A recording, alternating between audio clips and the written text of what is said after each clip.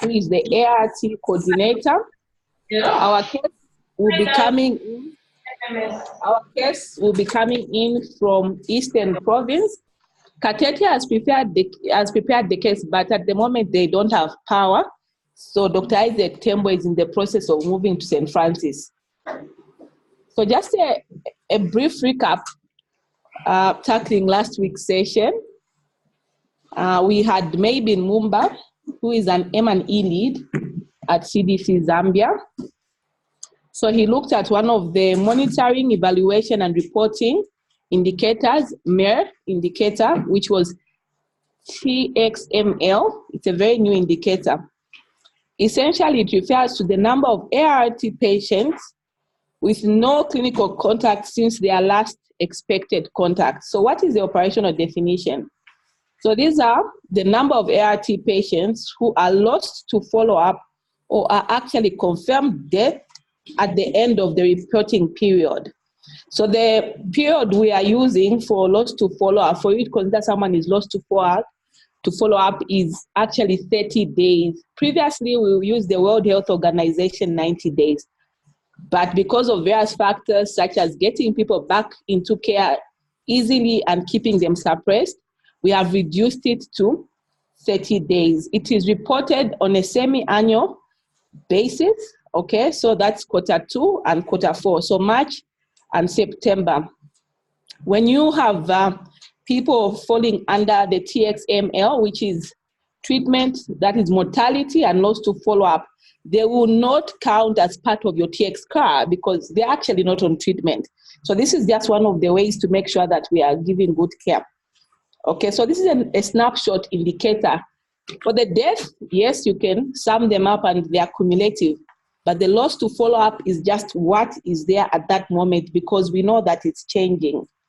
So some of the outcomes, if someone is falling under TXML, is that they may have died, they may have transferred out, but they're actually not documented. People tried to trace the patient, but did not manage and did not attempt at all. So we are looking to see facilities that are trying to get these patients back once we have missed appointments. We are now emphasizing on appointments and calling our patients, making effort to bring them back to care so that we are not losing so many people to follow up. With that said, we want to welcome you. You can stop sharing to today's session. So, Professor Mulenga, you're welcome. Thank you, Dr. Foloshi. Okay, so our topic for today is looking at viral loads and what's happening to the multi-month scripting in the era of Dolutegravir and transitioning patients.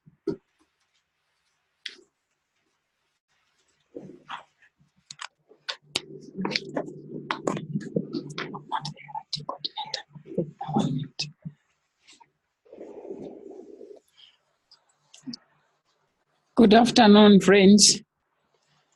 Afternoon. I hope you never heard what Albert heard.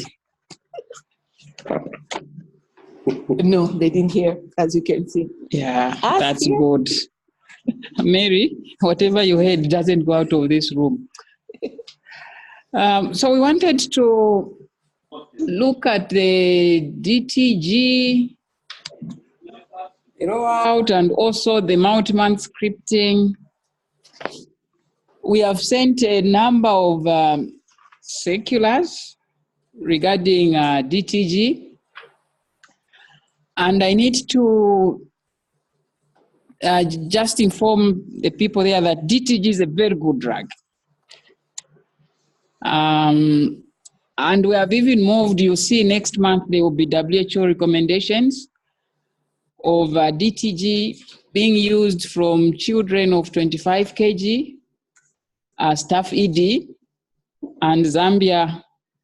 We will know that in our guidelines we have staff ED, but we did not have it from the children from 25 kg. So we're now going to have one tablet once a day for children from the weight of 25 kg. And then they can move on, even when they're adults, they're still taking the same drug, or they can use the TLD, the tenofovir, lamivudine, and dolutegravir.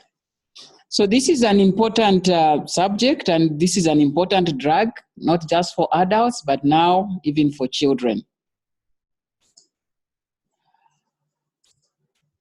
We have a few questions for us to assess on where we are, because we have given so many messages, and I need to apologize. Some of the messages which are there are because of us, where we've been giving a lot of information and also a lot of things which are changing. Because of the changing scenario which we are in with HIV, I think we need to remind ourselves on what has changed on this aspect. And we're just discussing with Dr. Boyd that maybe even the guidelines, we may need to have a website where people can just go and access and try to identify any new changes which are there. I can assure you that next month, when you hear the WHO guidelines coming out, you see a number of changes, but for Zambia, there won't be much of the changes, because most of the things which are coming in are things which we are implementing in Zambia. So the new guidelines are likely just like Zambian guidelines, the new WHO guidelines. But again, next year, there will be a number of changes which may be there. So we need to be abreast in changing the information and also the circulars. So we have the first question. Dr. Foloshi, can you read the first question? A client on TLE for 7 months and no viral load has been done yet needs to come back at 12 months for viral load testing before they are transitioned to TLD if viral load is suppressed. A client on TLE for 7 months and no viral load testing done yet needs to come back at 12 months for viral load testing before they are transitioned to TLD if viral load is suppressed.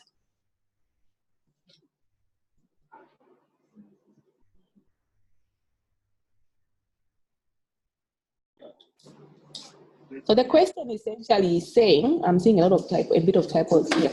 A client has been on TLE for 7 months, and then you find that the viral load is suppressed. Do they need to come back at 12 months for viral load testing before they transition to TLD? So do they need 2 viral loads? That is the one at 6 months, though it was delayed, it was done somewhere around 8 months. That one is suppressed. Do you want to transition them then or wait for their next viral load? Remember, they'll only be eligible after a year before you can transition them. Am I right, Hamid? Not for TLD. For MMS, yes, not for TLD. Okay, we'll end the poll and go to the, thank you very much. You've seen how it's looking? It's almost 50-50. Yeah. Okay, so we'll go to our next poll question. Okay, here's our next question. A client on TLE for 9 months and no viral load testing done yet needs 2 suppressed viral load results at 12 months, then at 24 months before they receive 6 months of ARVs. So this is now for multi-month scripting. That one was for TLD transition. A client on TLE for 9 months and no viral load testing done yet needs 2 suppressed viral load results, 1 at 1 year and 1 at 2 years before they can receive 6 months of ARVs. In short, the definition of a stable patient. So those are the results.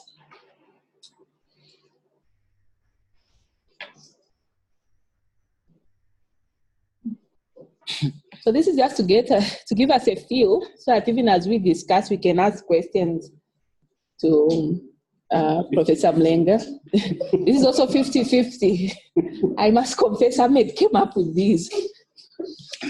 And I'm happy it's 50-50. Yeah, that's the point. Okay, so we'll end the polling and go to our next one.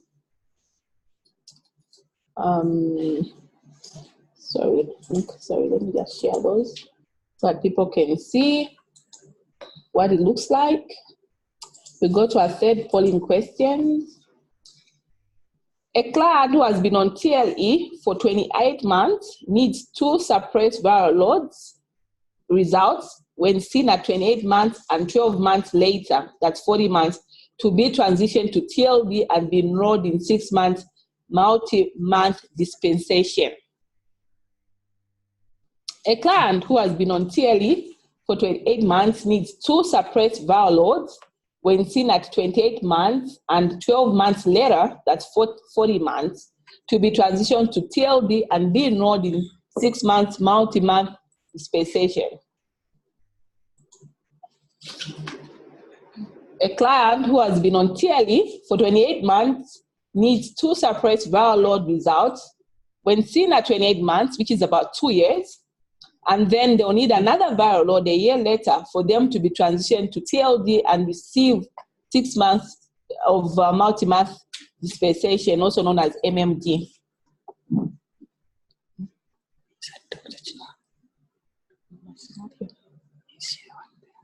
Yes. So these are the votes. So some people say yes, a lot of people say no. I'll soon be sharing the results. This is interesting. I'm sure Dr. Ahmed will explain the basis of his complex questions. I believe this is based on what we've been finding on the ground and the challenges. So it would be nice to hear about that. So we have a second to poll. I'm sure you're seeing what it looks like. Most people feel that no, but a few people feel that yes, a patient will need 2 viral load results, then come back a year later before they can be transitioned to TLD and go into multi-month dispensation. I'll go ahead and share the results. Okay, is that okay? Yeah. So thank you so much. So before I go on, I want to welcome our various facilities from the network. I didn't do it before because we're still taking notes. Welcome to Chilenge, Chipata, Kafue, Kanyama, Kaoma, Kapata, Lewanika, Libuyu, Loloma, Lundazi, Lusaka, Macha, Mahatma Gandhi, Marybeg, which is in Dola, Mongu, Nakambala, Namseche, Nangongwe, Petauke, Senanga, Sons of Santa, St. Francis, where our case will be coming from, and ZAF Clinic. I also left out Bifambia.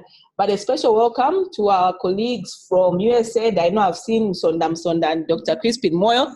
We are soon expanding to the other 6 provinces, so I'm very excited.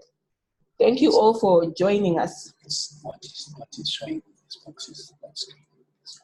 Why? Something.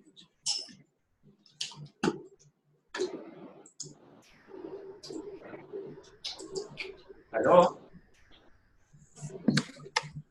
Okay. Hello? You can just start. You can start. It's okay. Hello? Hello? You can start. The background, the leader, where we are. Hello, we have a question here. We have some questions. Oh, wow, that's a first. There's a question before we even go. We haven't started. You have the question later. Okay, what facility is that so that we take note? What facility is that? Kapata. Oh, Kapata. So we will keep the first slot for you. Since you got, yes, okay. Please mute yourselves as Professor Mulenga goes through the presentation.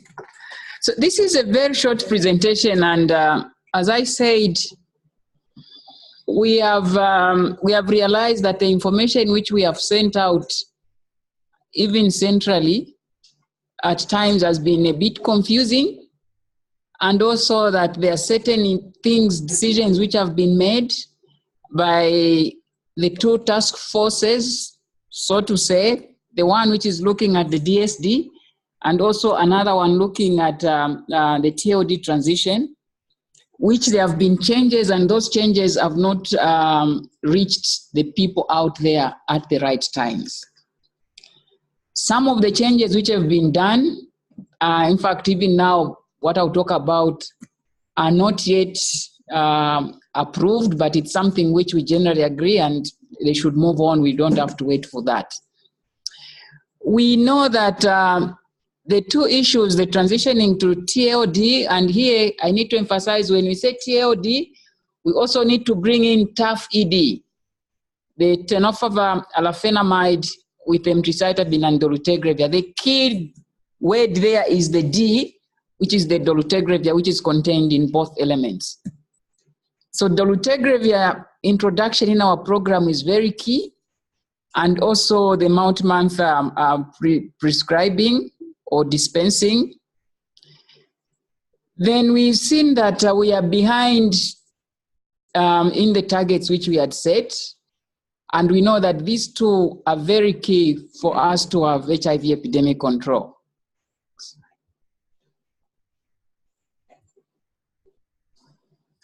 So we have made a lot of progress, and I need to thank you on behalf of the ministry, the people out there, for the work which you are doing.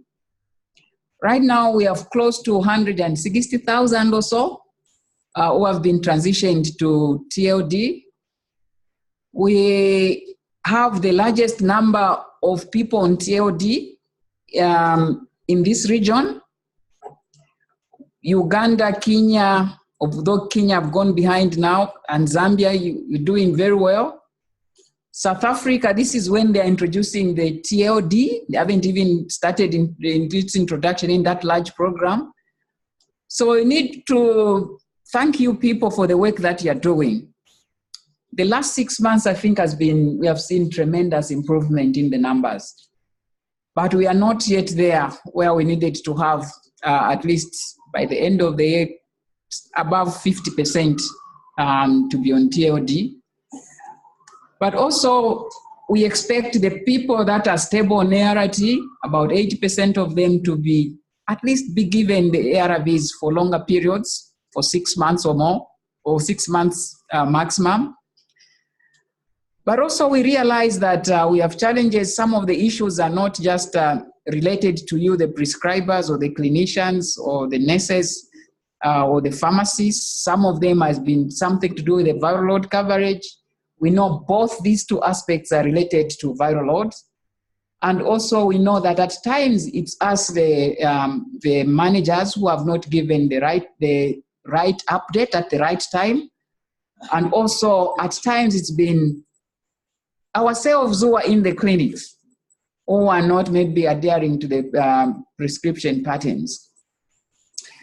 But also I need to take note of the fact that since DTG was flagged to having a signal for the NTDs, I think that may have led to certain people having a lot of reservations on the use of DTG.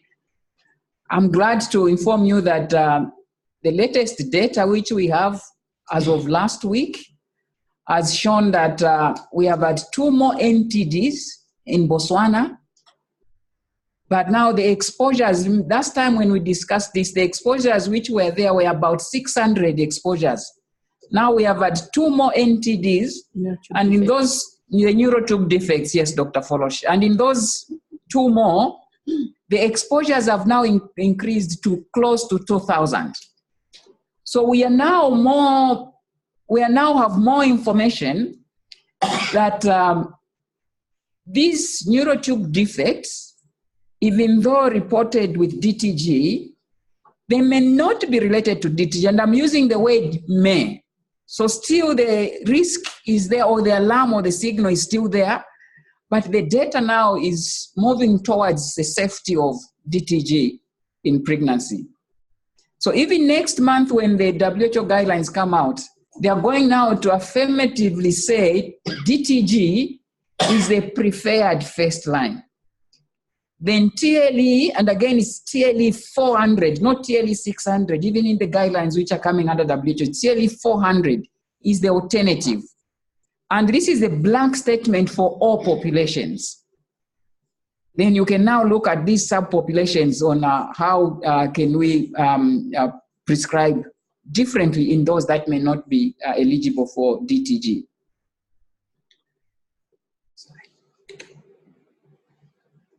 This was a memo which was sent where we had said a stable patient, and as far as we know from the DSD task force or group,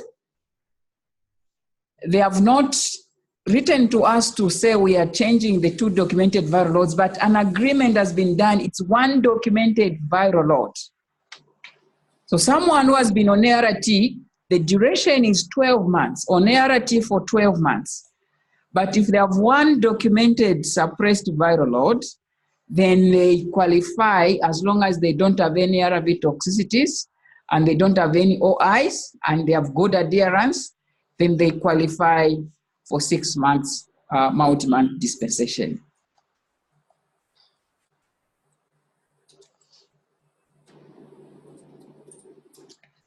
In the guidelines, I know we had put there the 6 months. There's a definition differences with the WHO. So I think what I need to clarify here is that it's 12 months on ART and 1 viral load suppressed. This has been, the recommendation has been done in a few weeks from the DSD group, and we are taking that on board. Next slide. Now, this is Dr. Mwango's baby on the TLD transition. And Dr. Mwango, I would advise that maybe next time say TLD and TAF-EG transition. Of course, with TAF, there will be a lot of other small things which are going to be highlighted on which populations. Then also, Dr. Mwango, I would advise where we say on TLE, let's put on TLE/TLN. Because when we refer to efavirenz, we're also referring to nevirapine as well.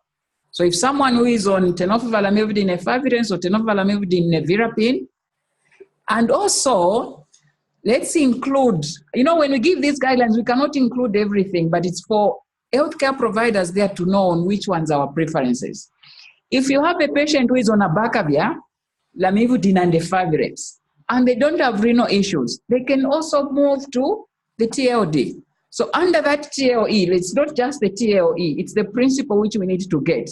The principle is that we need to move from NNRTIs to the integrase inhibitors, which is the dolutegravir. So if they're on that drug, on TLE or TLN or abacavir, lamivudine, nevirapine, whatever, it's ALN, if you can call it that way, or ALE, as long as you have the integrase, you have an NNRTI, efavirenz or nevirapine, then consider those people to be eligible to move to a TLD or a TAF-ED.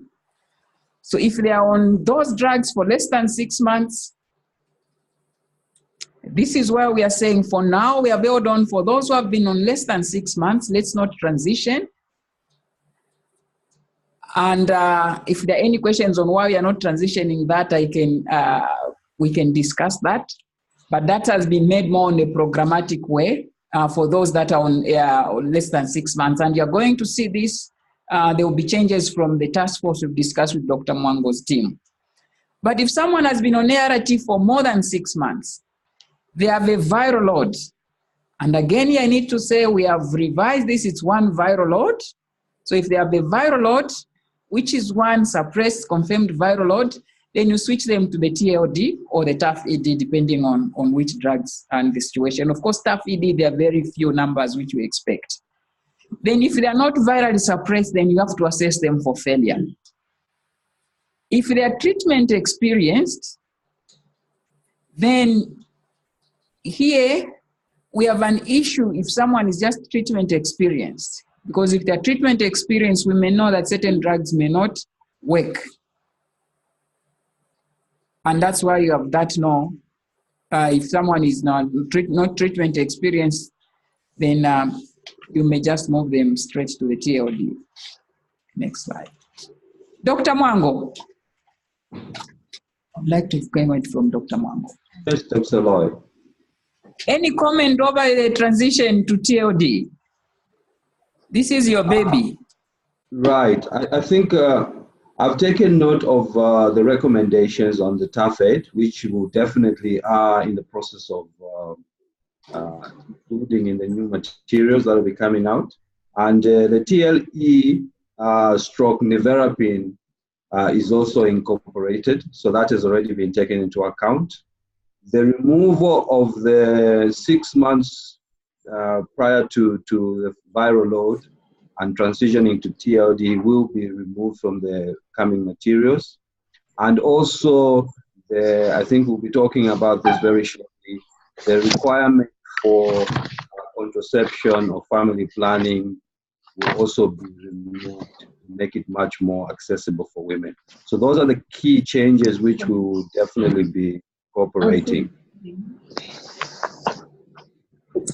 Thank you, Dr. Mwango. I just wanted to make sure I don't say something which is contrary to your committee, what the guidance you've given us. No, I think it's in accordance with what the committee is planning to do. Thank you. All right, thank you. So for the 6-month scripting, again, the whole idea, you've seen that I'm going more into the ideas or the reasons behind most of these issues. So the two of them are closely linked again to retention and also to having good outcomes. And you know, if we have retention, then also are going to have better outcomes individual, but also at population level. Expect those that are retained, they're going to have better viral loads as well, and less likelihood of transmission as well. So if you're going to give someone drugs for a longer period, they are likely to be retained into care. They are likely to take those drugs better, other than having us calling these people, they're likely to miss if they're going to come every month for us to give them the drugs. But also one thing is we wanted to at least just have a guide on whom we think, even when we have not seen them for 6 months, we are comfortable that the HIV will be controlled until the time that we see them. And that's why we said someone at least who has been on treatment for 12 months. So they've been on treatment for a year. They have a viral load which has been done within the past 12 months, and that viral load has been suppressed. I think then you're comfortable that these ones, they can be given the ARVs for 6 months.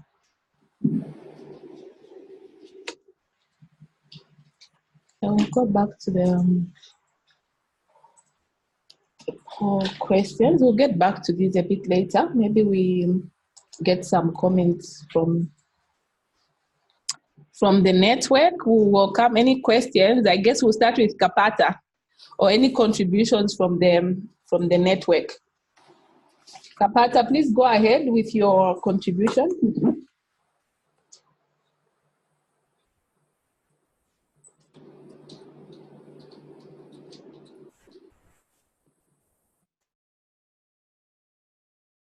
Kapata, are we able to unmute them, Chatonda? Maybe they are trying to talk. Where did this? We can ask Dr. Mongo. Kapata, I know Dr. Okaya has put up a comment. I don't know if she wants to speak to that. Dr. Okaya says, meaning last viral load in the last 12 months. It's hanging a bit, so it would be nice if she can. Hi. Can you clarify for me? I'm here from Mount Makulu with my team. We wanted clarity. One was for DTG, transition to TLD. If the 6-month viral load is okay, are you saying we can transition, or we wait for the 12-month viral load? Because there are two issues. The multi-month scripting is clear. You have to wait for 12 months. But so if the 6 months viral load is suppressed, yes, you can transition to TLD. TLD, okay, that's the clarity. Okay, thank you. You said two things, Dr. Okaya. You've asked one. Yeah. Is there anything else?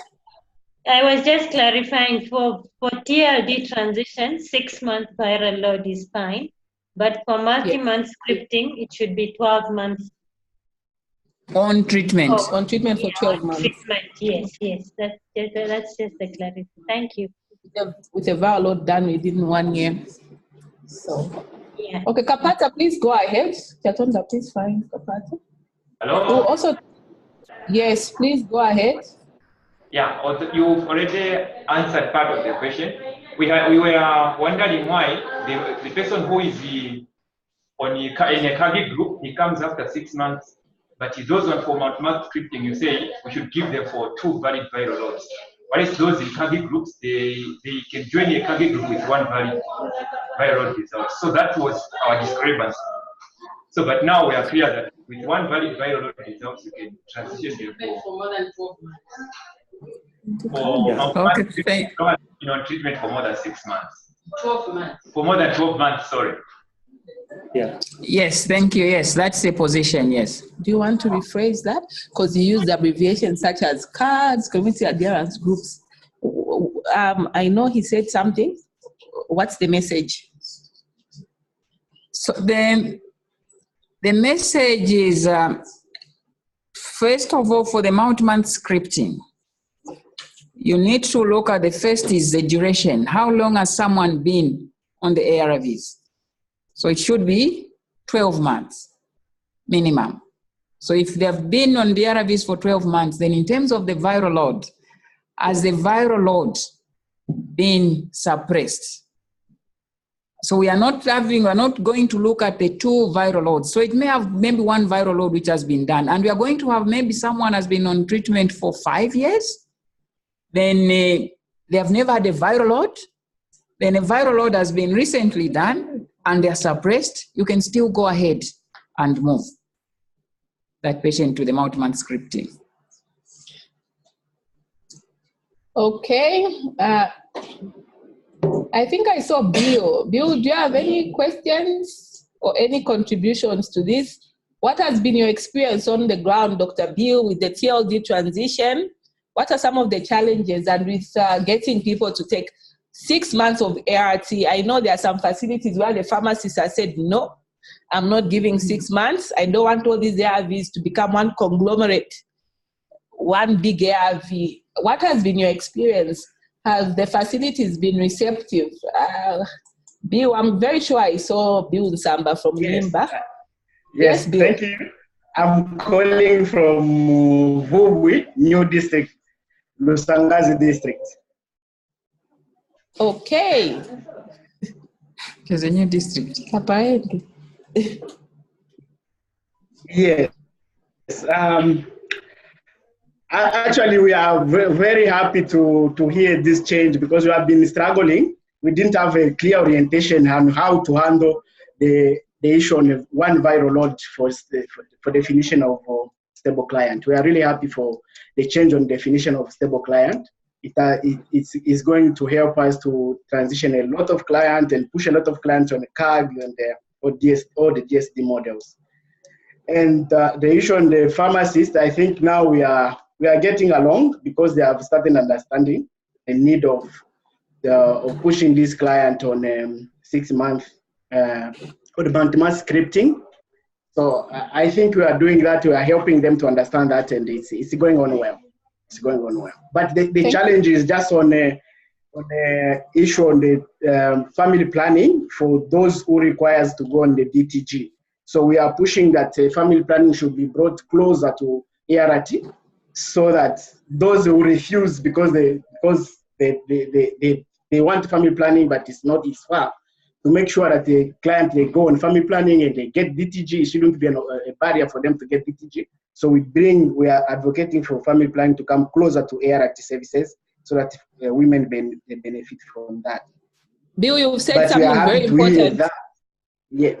I would like to stop you there and just get back to Dr. Mwango.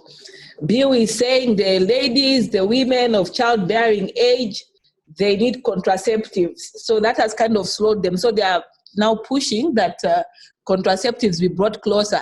So that we are giving contraceptives with DTG, isn't it? Okay. Did you attend the session on DTG and contraceptives in women? No, I was in the bush. I caught you there. I don't know if Professor Mulenga or Dr. Mwango would like to comment on the prerequisite of women having to be on contraceptives for them to receive dolutegravir. Of course, the big concern is the neurotube defects, which we are saying really the data looks static, isn't it?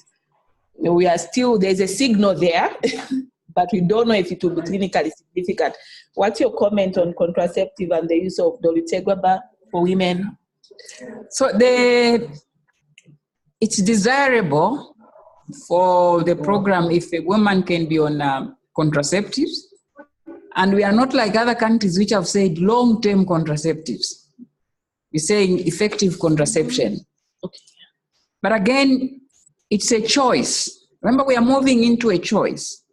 So if a woman says, even without the contraceptives, I can go ahead after understanding the benefits of DTG, and to me, I highlight two important benefits. We talk highly of the viral load suppression, but the very important one is this drug does not develop resistance easily.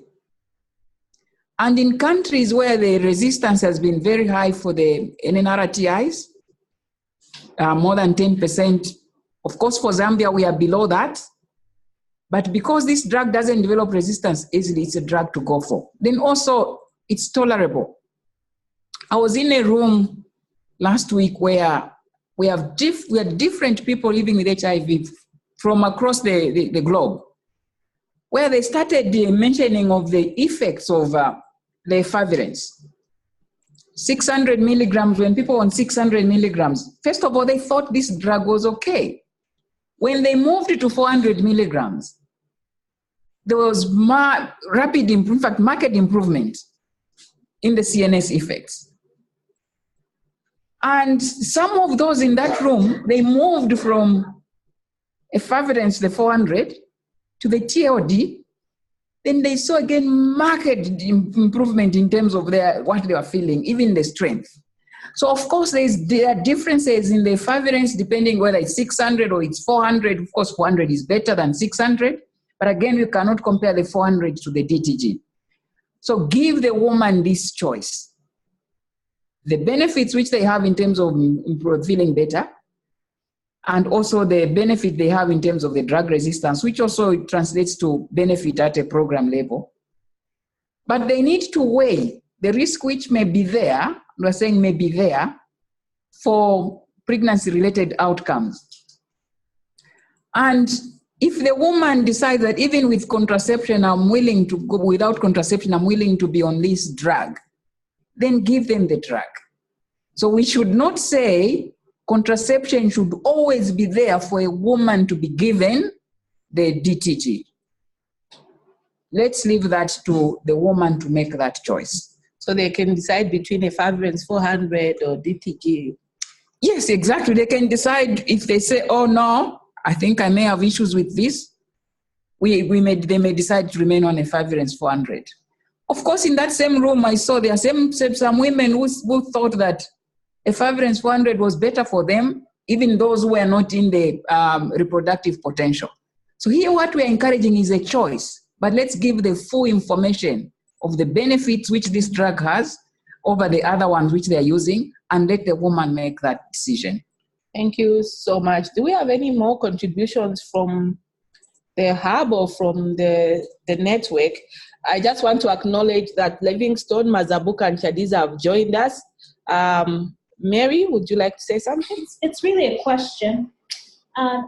There's been this scenario. If a person was started on treatments, TLE for example, within 6 months, we used to be able to switch them to TLD before that first viral load because they just started. There's not enough time for them to develop resistance, etc., etc. And I know this is what was put in the Now, Dr. Mary Boyd, I'm sure that's a very important question. We'll talk aside. Okay. Yes. Has that changed? Yes, so we're saying those who have, if someone has been on treatment for less than 6 months, on TLE 400 or TLE 600 or nevirapine, let them at least go up to 6 months. Then after the viral load of 6 months, then that's when you can transition. Okay. So, yes, Ahmed?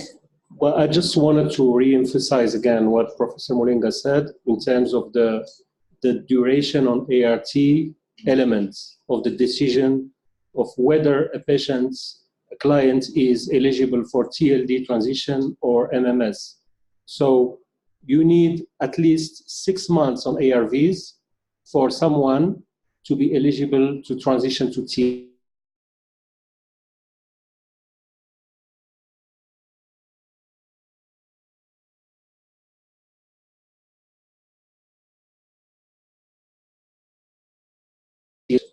So here you have two criteria. Then if it's suppressed, you transition. Regarding enrollments into multi-month scripting, and here we mean 6 months multi-month scripting, dispensation, the duration on ART is 12 months as a criteria. At least 12 months on ART for someone to be eligible to be enrolled in a DSD model, including MMS. The other criteria is at least one suppressed viral load in the past 12 months. So if someone is on ARVs for 36 months and they have one suppressed viral load in the past 12 months, the 12 months prior to the day you're seeing them, they are eligible to be enrolled in a DSD model. And they are eligible to be transitioned to TLD if they have not yet. I think Dr. Ahmed is the one who is supposed to be writing memos from today. Summarized everything and put it rightly. So the next memo, you do it, sir. Well, I count on you. Okay, so Willard, we see you have your hand up, but let me just touch briefly on what we have here. There's a question, can we transition somebody who's on second line ART to TLD? Lovely question. In principle, yes. It depends on which first line they were on. If someone was on a first line of AZT, 3TC, NVP or efavirenz, then you moved them to a PI and the tenofovir. You do the viral load. If you find that they are suppressed, you can move them to TLD. And I'm sure they will be very happy. To move from the PI is a number of tablets, then you now move them to one. In UTH, I'm sure you're doing that, Dr. Follows already. Yes, but I think that requires a certain level of expertise. Exactly. Because there's all those cross resistance. So I would advise, if you are not comfortable, you call 70-40, and then we can assist you make that decision. The other question is that, can we give pediatric patients more than 6 months dispensation? And they're saying, especially if they're more than 25 kg, are we comfortable? Because I know that DSDs are, right now we are focusing on the adult population. We are not discussing the pediatrics, and because we know there are issues, though I'm aware that there are DSD for adolescents, like coming to clinic on Saturday because they have to go to school, even for pediatric specific days. But in terms of dispensation, can you give a kiddie? No. 6 months? No, not for children. So it's for the adults. Unfortunately, for now, we are not going to give 6 months for the children. I'm sure they may be on an individual case basis where maybe a child may need to be given 6 months with their, of course, the healthcare the provider being around. I think you can consider those, but it's not which we can routinely say we recommend that. Because our guidelines are now all about being flexible. We don't want somebody not to get treatment because we have this rigid rule. Because you are a pediatric, you can't really get more. Because I know there are certain facilities that are completely cut off in the rainy season. So in such cases, you may have no choice. But we know that children's weight, they change. And with that changing weight, you may need to change their treatment. So there's a question. I'm sorry, I'll take this one to. We are having DSD on another date where they're asking about how can we integrate DSD with these TB prophylaxis, because I know INH is every month, DSD is 6 months, but I think I'll take this to another session because we just need to move on. Dr. Isaac Tembo, I know you had no power. I'm not sure if you share from St. Francis or from Kivolia. Please prepare to share your slides. Don't share now, but just prepare to share your slides. I think the other question is asking if somebody has been on TLD for a month, can I take them to TLD? But I guess you have clarified that, which is kind of new. Then Willard Mwemba, please go ahead with your question. After Willard, we'll allow Dr. Isaac Tembo to share after we go through the poll questions quickly.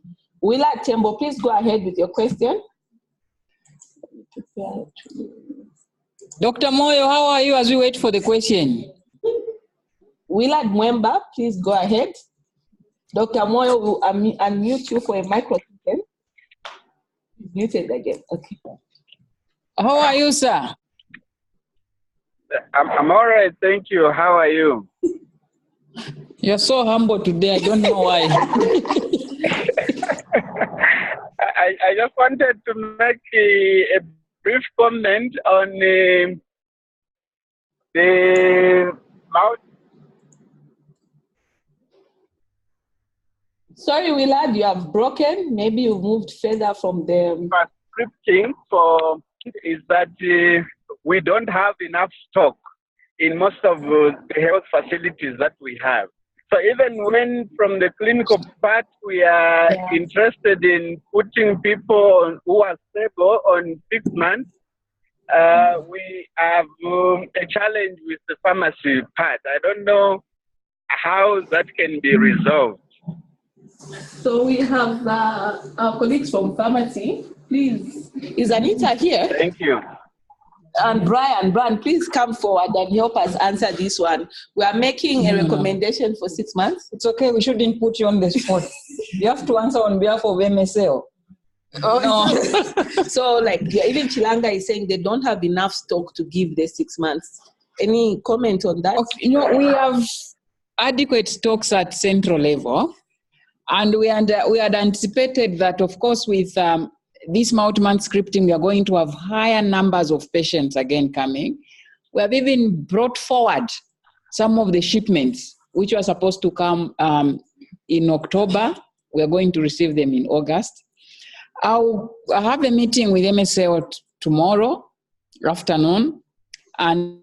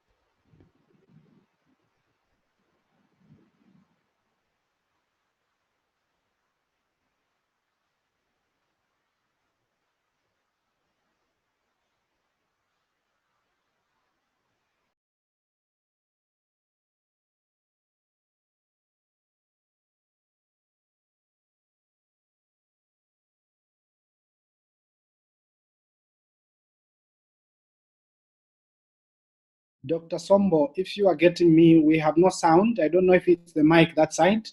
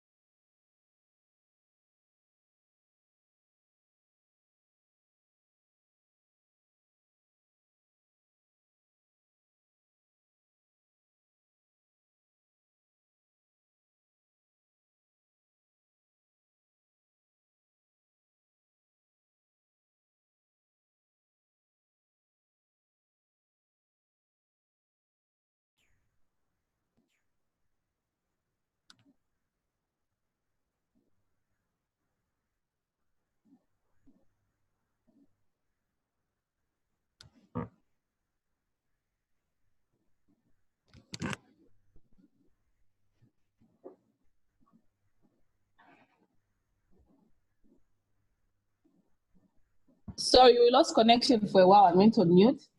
I hope everyone can see the poll.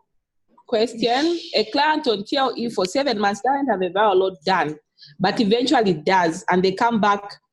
Do they need to come back after 12 months before they can be transitioned to TLD if that viral load that comes back is suppressed? So they have one suppressed viral load. Yes. Emphasize the question then. I think Ahmed, please go ahead and rephrase the question. No, the same way you're rephrasing it. Okay. A client is on TLE for 7 months. When they come for that visit, they don't have a viral load, but eventually that viral load comes back and it's suppressed. Okay. They had been planned to come back at 12 months. Do they need to wait for that 1 year viral load for them to be transitioned, despite having that one VL that is suppressed? Do they need to wait, or they can be transitioned? They can report. They can change. Yes, they can change, of course. After what they hit. So please, can you change at least for me to feel better? Is one viral load enough for us to transition someone to TLD? One suppressed viral load within the last 1 year. Is it enough or not? Because I think what was trying to happen here was to reflect what happens on the ground, because viral loads don't come back when we think they should. I'll have a viral load done at 6 months, but it will come when I'm at 9 months. Can you still use that viral load for people to transition? Chatonda, you can end the polling. Dr. Mulenga, would you like to speak to that? I don't know how clear it can be. We have said that this is a patient who has been on treatment. The first prerequisite was the duration. So the duration here is 7 months. And then they will come back with the viral load, which they did this, which is suppressed. So then they are eligible to transition.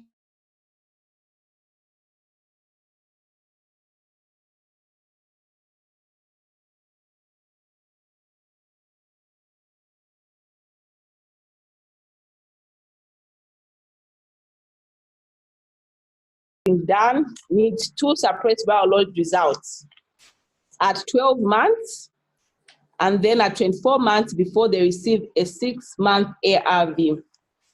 A client is on TLE for 9 months. You are seeing them. You find that no viral load has been done. What would be your plan? Would it be to wait for a viral load to be done at 12 months since they missed the 6 months, and then a year later before they receive 6 months of ARV? That is before they are enrolled into multi-month scripting. So there you go. There's a lot of voting. I think you were clear on this one. I'm very happy. It's like the first one. I think this one was not clear, the 6 months, eh? No, like when the poll was not relaunched. Okay. Kind of, yeah. Oh, you tell the now who is coming again? This one, who is it? 1 out of 30 has voted that yes, you have to wait to do one at 1 year, then one at 24 months. Dr. Okaya, where you are, that gentleman who is yawning is the one who... So the question is, you see a client at 9 months, what would be your plan if you are thinking of enrolling this client into a multi-month dispensation model? Would you advise that they wait, they come back at 1 year, okay? And then again, they come back at 24 months so that you at least clock 2 viral loads that are unsuppressed. So 37 people, which is 97% of our network, feels that there is no need for that. Prof, would you like to elaborate on that? Yeah, I think the whole principle is that this patient has been on treatment for more than six months. So 1 viral load. So, and they have had the viral load. They have been on treatment for 9 months. Then they have not viral load, which has been done yet. They don't need 2 suppressed viral loads for them to be able to be eligible. Just when they reach the 12 months, 1 viral load is sufficient for you to switch to the 6 months prescription. Okay. So we'll now take the last poll question. And Dr. Tembo, please go ahead and share. I'm not sure where you will share from. I was trying to check, it said St. Francis, but Madam Nomsa is communicating differently. Nomsa, where is Dr. Tembo going to share from? Is it St. Francis or he will manage from Chivolia? Okay. So a client who has been on TLE for 28 months, that's more than 2 years, needs 2 suppressed viral load results when seen at 28 months and 12 months in order to be transitioned to TLD and be enrolled in 6 months multi-month dispensation. So there you go, there are the votes. Dr. Tembo, please get ready to share. I hope you have power where you are. Okay. A client has been on TLE for more than 2 years, and they have 2 viral loads when seen at 28 months. Do they need another one a year later to be transitioned to TLD and be enrolled in 6 months multi-month dispensation? I think the question is, if you see someone who's been on ART for 2 years, if you think about it, they do qualify to go into multi-month dispensation, but they also qualify for TLD. So how do you get that balance?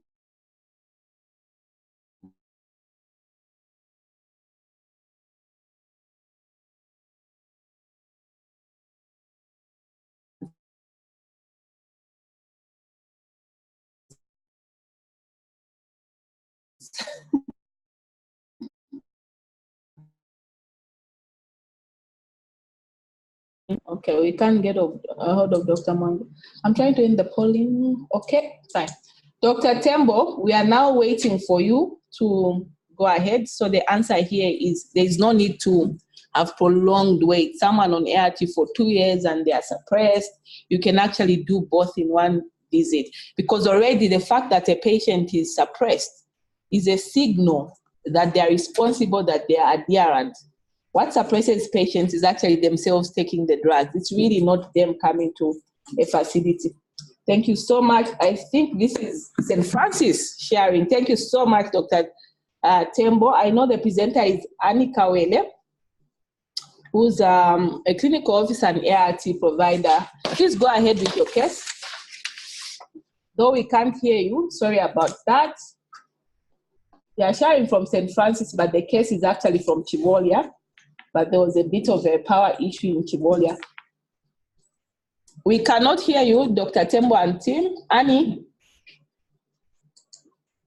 Chatonda, do you mind checking their volume? I know I did a sound check with them.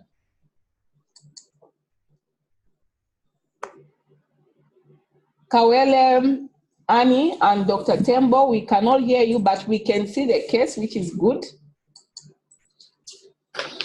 We want to welcome Dr. Suwilanji, who's one of our panel experts, Lukonde Kalumba and Tauma. Good afternoon. Oh, hi, Annie. Good afternoon. Good afternoon. You're crystal clear. Please go ahead with your case. Hello. Yes, Annie.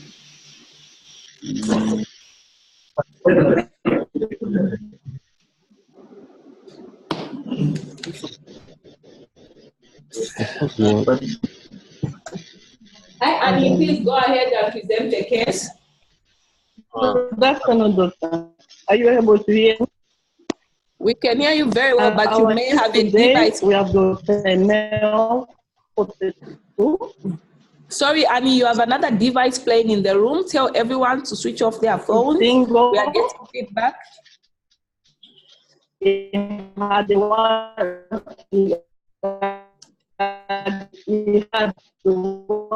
cow who died 2 years ago.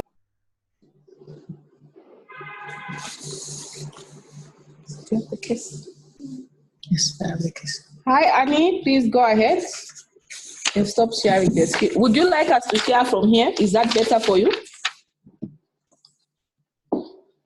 Maybe it connects for the time. I think you share from here. They will join in. Then I'll summarize the case on here. Okay, we'll share the screen from the hub. Unfortunately, I think we've lost connection. Nomsa, you can just check with them to see what's going on. So Annie started presenting the case, but unfortunately we've lost connection. So, okay. So the case is a 42-year-old male. Yes, Annie? You can continue. Continue. Just read from our screen, please. Oh, that's great. Let me just from my phone. No, don't switch on another device. Don't share. Just read from our screen, please. I'm unable to see it. Okay, can you read from your screen? Because we can actually see the case. Just read from your phone. It's fine. Yeah. We can see the slides. Yes, thank you. Go ahead. Okay, you can go ahead. Go ahead. We have got a male, but a client, our client is a male 42. He's single. He had a child who died 2 years ago with a non-care. Diagnosed HIV positive on the 4th of March 2019 and was initiated on the CAG on the 18th, 2019. The client was diagnosed with pulmonary tuberculosis on the 4th of March 2019 by gene experts, and it was commenced on 4-FDC, which is the 2-month RIHZE, and the other medication, the patient was started on erythromycin, nystatin, and Septrin on the same day.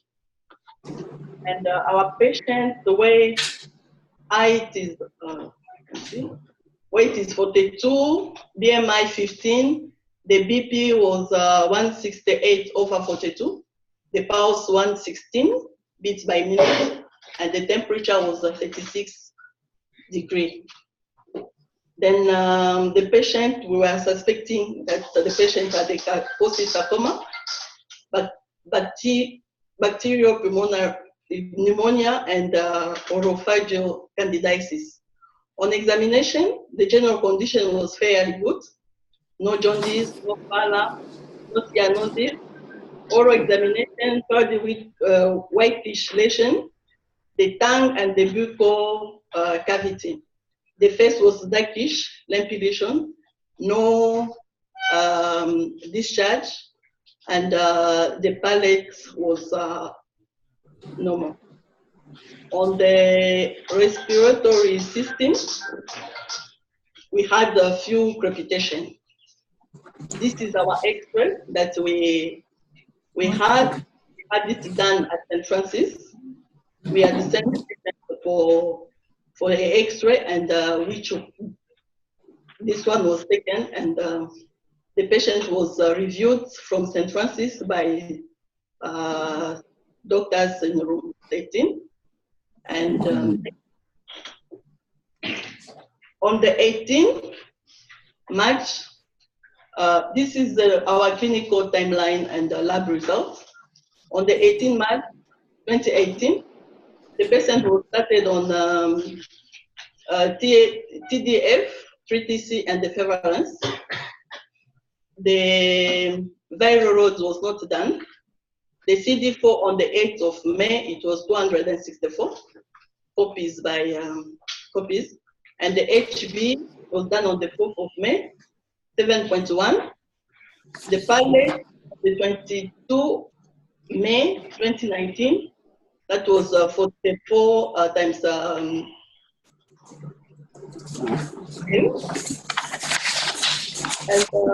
the white blood cells was 1.87. The questions, we have got 3 questions out of this.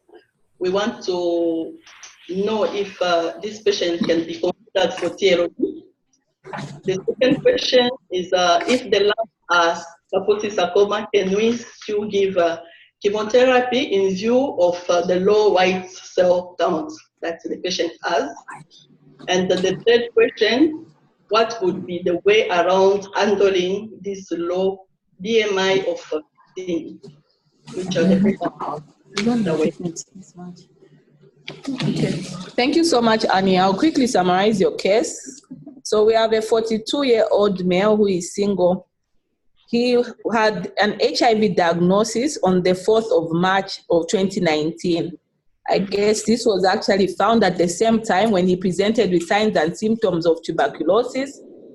They did a gene expert which was positive, and on the same day he also got an HIV diagnosis. He was initiated on the standard 4 FDCs for TB as per our setting on the 4th of March. They also suspected that he may have a pneumonia, so they treated him with erythromycin, and they suspected he had oral candidiasis. They saw it in the mouth. They treated with nystatin, and then they gave him Septrin as prophylaxis. As we know, everyone with TB should get Septrin prophylaxis. Based on their physical examination of dark nodules on the lumpy lesions, they felt that this may be actually Kaposi sarcoma. When they examined him, he was actually fairly stable, but with a low BMI of actually only 15. He was not jaundiced, he was not pale. His chest had few crepitations, so there's an X-ray with really florid infiltrate, heterogeneous opacities on them, mostly on the left, but also on the right, you can see that all the way up to the mid-zone. It's chat under the X-ray again. Okay. So on the lab results of note is that, of course, no viral load has been done because he's only been on treatment for about 3 months. So he didn't have a viral load, but his baseline CD4 count was 264. They had initiated him on our standard TLE. They don't say whether it was 600 or 400, but the baseline full blood count was concerning for actually a pancytopenia because his red blood cell, his HB was 7.1, his platelet was only 44, and his WBC was 1.87. And their questions are, should this client be considered for TLD, seeing that he's been on TLD for 3 months? What if this is Kaposi sarcoma? They are thinking in a futuristic way. How would they go about treating this? I think it's because the chemo can be obviously toxic to the bone marrow. How do they handle this? And how would they improve his BMI? Right. So have any questions from the network to Annie? Thank you so much, Annie, for the picture. By the way, picture speaks more than 1,000 ways. I love pictures. Thank you so much. As long as you don't show us people's faces and eyes and we can't recognize them, it's always nice to have pictures. Do we have any questions from the network or from the hub or from the panel of experts? So there's a question from Mary. Please go ahead. So thank you for that case. It looks like this person was just diagnosed 2 months ago. And I'm wondering why this client wasn't started on TLD. Ping. So the question is, why did we not initiate TLD in this client? Annie, Dr. Tembos, and Francis Chivolia and team, why did we go for TLE as the first line when our guidance is TLD? Hi, it's because we didn't have a single dose of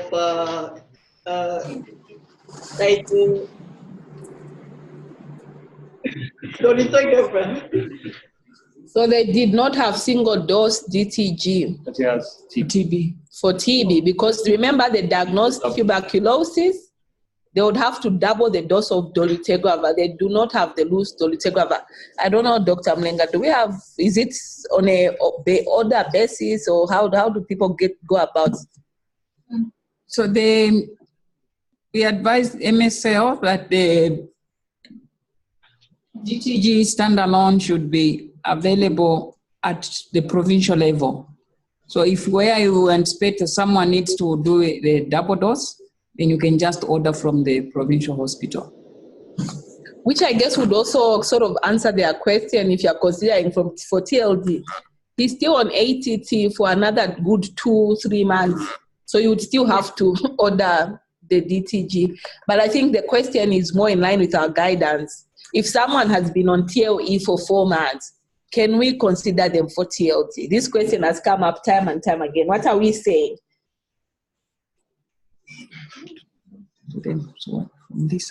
So after this session, what do you think?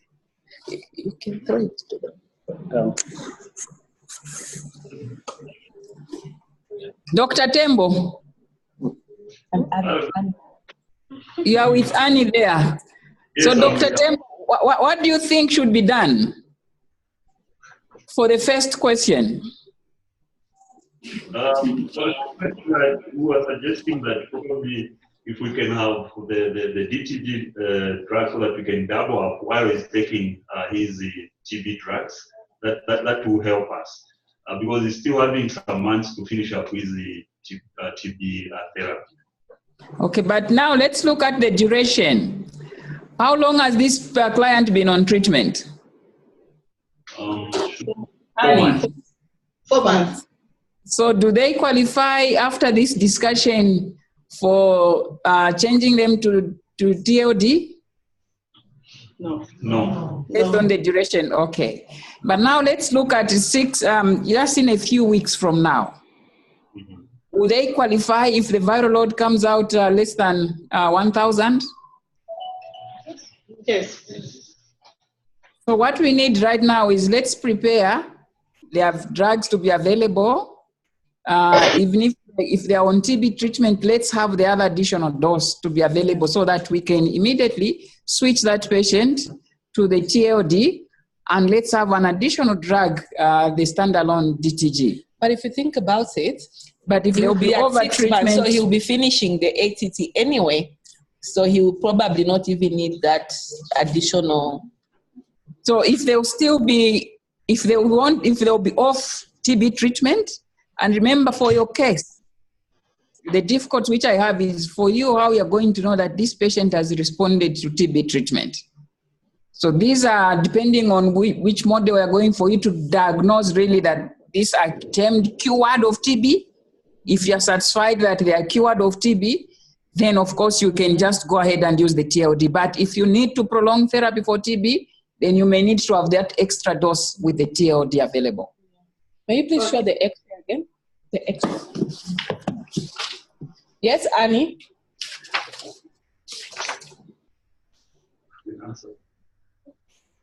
What was that question? Yeah, I think it's fine. So for the first question, are you clear on how we can proceed? Yes, I got it clear. Okay. Okay. Now we go back to this X-ray again. I think this is a lovely X-ray which you've given to us, and lovely to us to look at it, but it's not good for the patient. Some cavities. Dr. Follow, she's able to see cavities, but you can see the infiltrates, which are more on the right side. And I think also you can see it's like I tell my students that when they're looking at this X-ray, especially where you have to differentiate between KS and also the TB,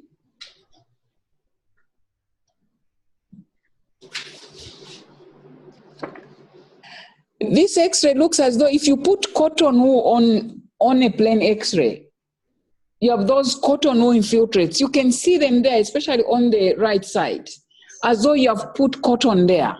But again, you have cavitations in there as well. So it's possible that you may have a mixed picture here. For the cotton wool appearance, it's typical more. You can see it with KS.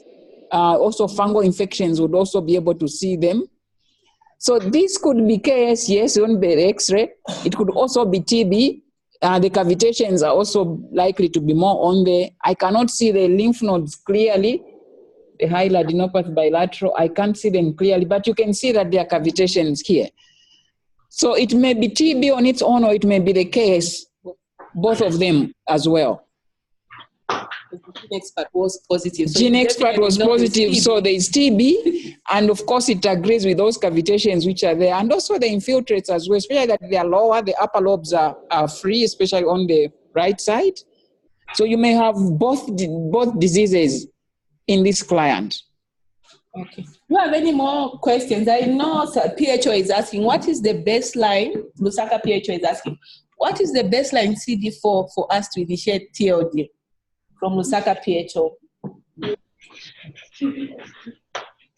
Dr. Mary Boyd is going to respond to that. Sorry, Dr. Boyd. So PHO, the issue is that right now, anyone who is HIV,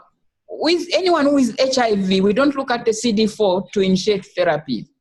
So whether it's TLD or it's TLE, whichever you're initiating with, it doesn't matter. The CD4 doesn't have to be taken into consideration.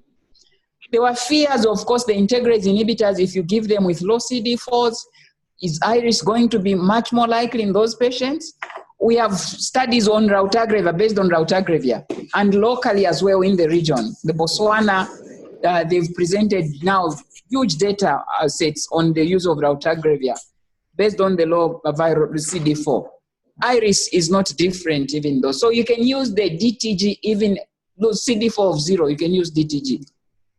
And it's true, we do have patients with CD4s of 0. There's a question and asking, why did we use TDF in a patient with a BMI of less than 15?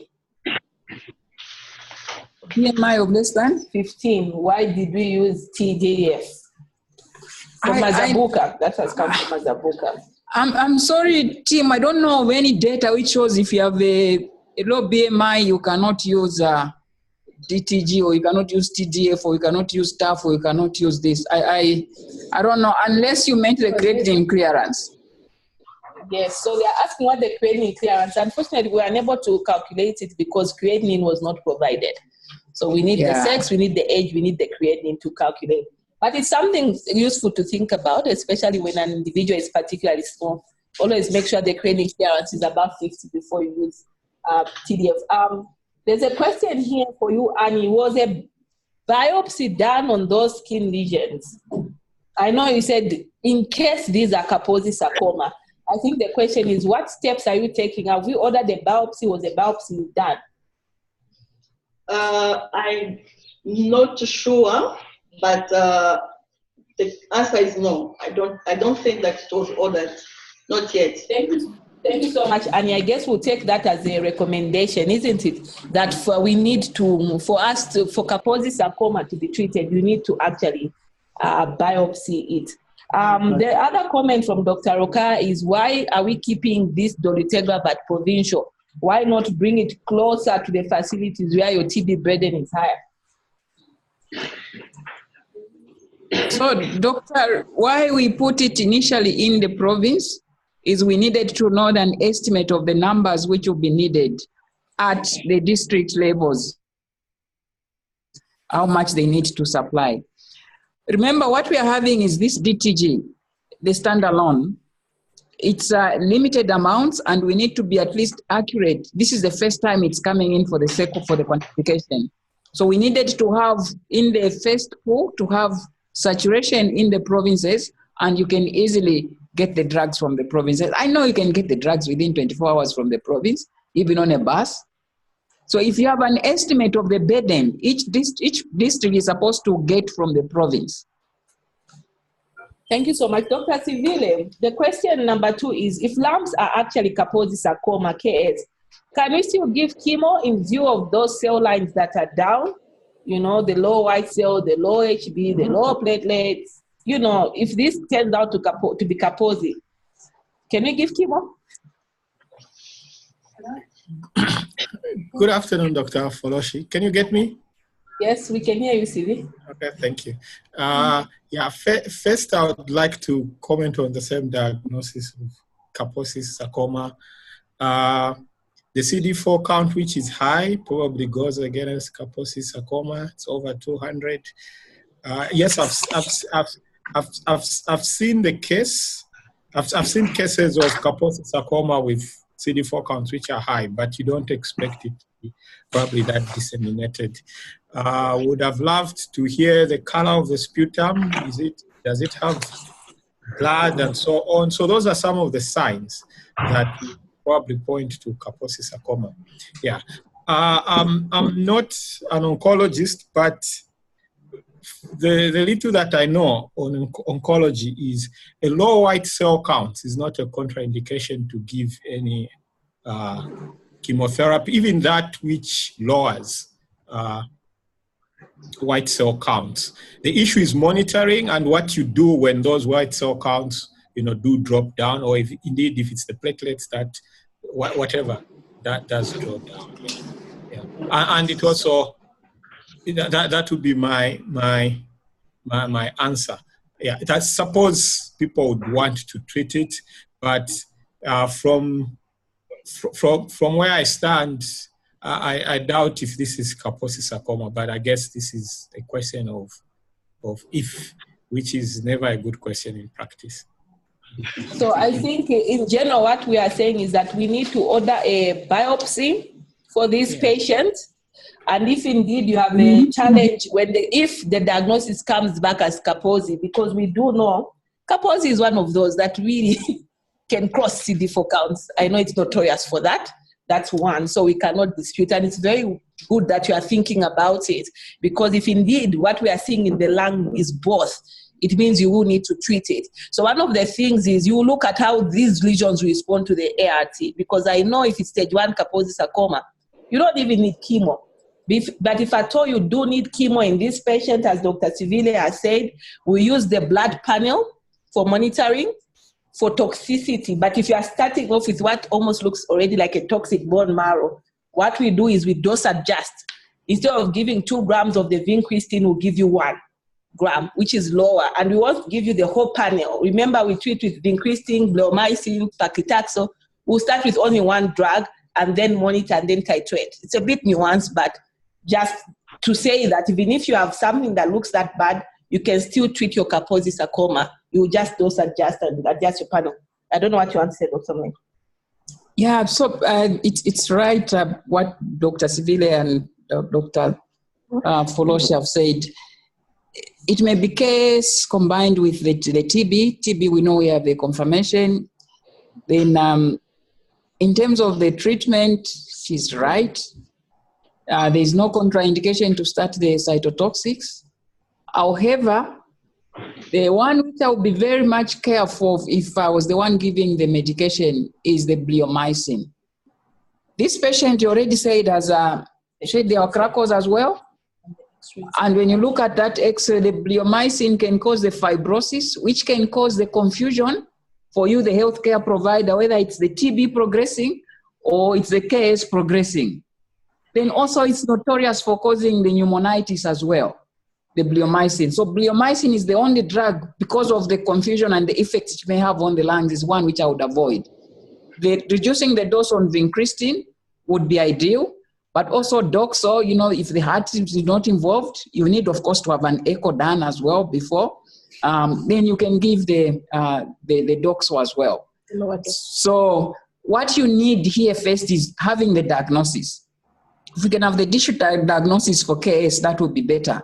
Then we can move on to see which drugs can be given at adjusted doses.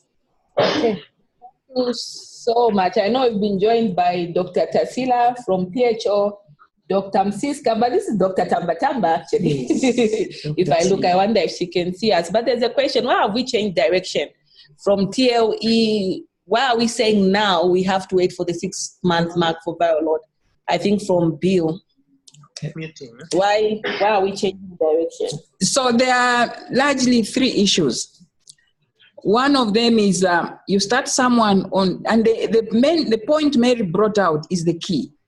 Why should we start someone on TLE unless there is a contraindication to TLD? So if you started someone on TLE, you should have a reason on why you started someone on TLE, not the TLD. So if you started that individual on TLE, why should you within a short period again switch? It causes the confusion on the clients.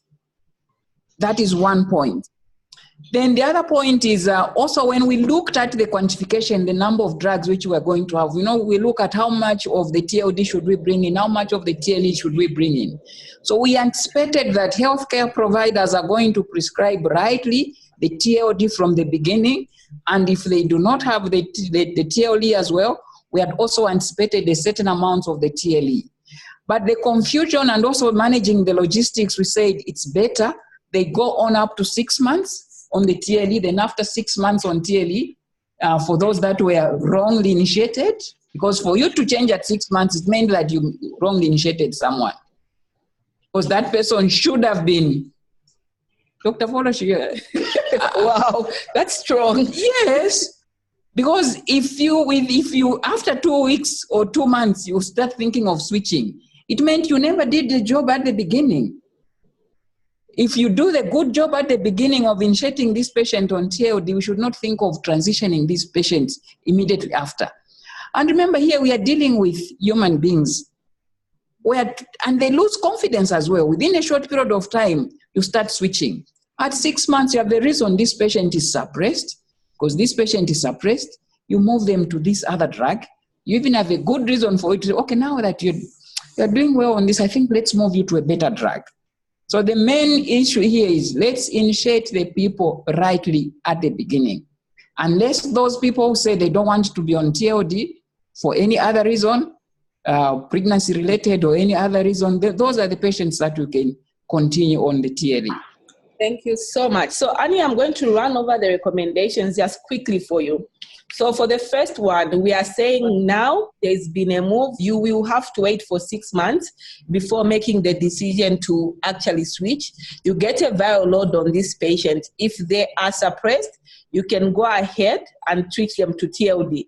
If they still need ATT at that point, remember the X-ray is quite bad. So the time to clearance may be a bit longer, especially in the presence of cavitation. If you still need to continue your ATT, you will need to give an extra dolutegravir and order it from the province. But if they are not suppressed, it means you are doing enhanced adherence counseling and all those things. Then for the lumps on the body, we strongly recommend a biopsy. I think we would not encourage you to go ahead and treat this as Kaposi sarcoma until you have a biopsy that has confirmed that it is KS. And you will manage this with the local physician. I know Chipata has a physician, and they will advise, especially that you are starting off with a pancytopenia, but most drugs should be safe at lower doses, and sometimes we just tend to space them. So we haven't answered the way about the BMI.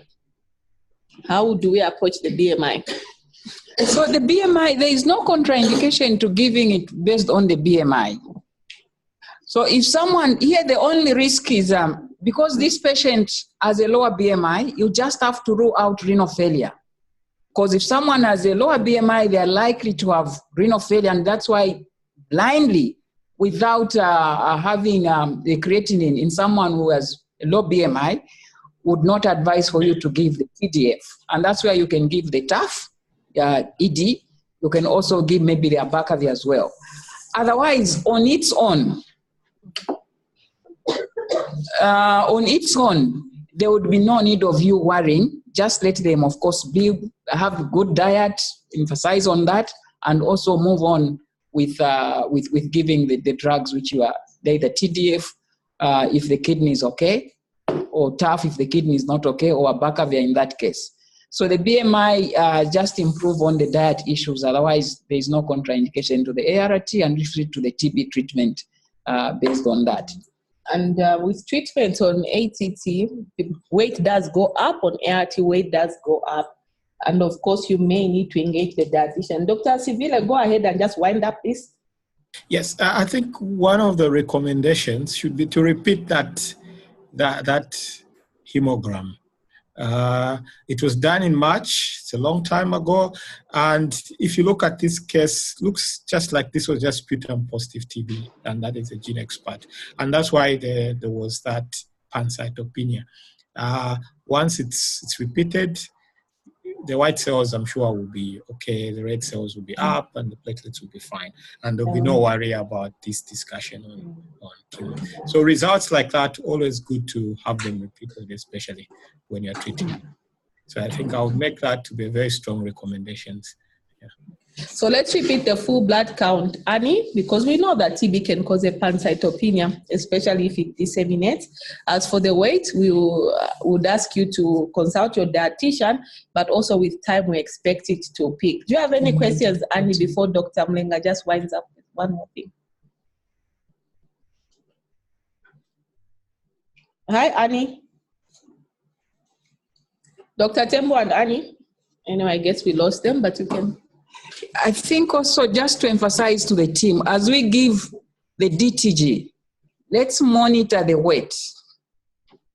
That is a signal which is there for people, some people putting on weight.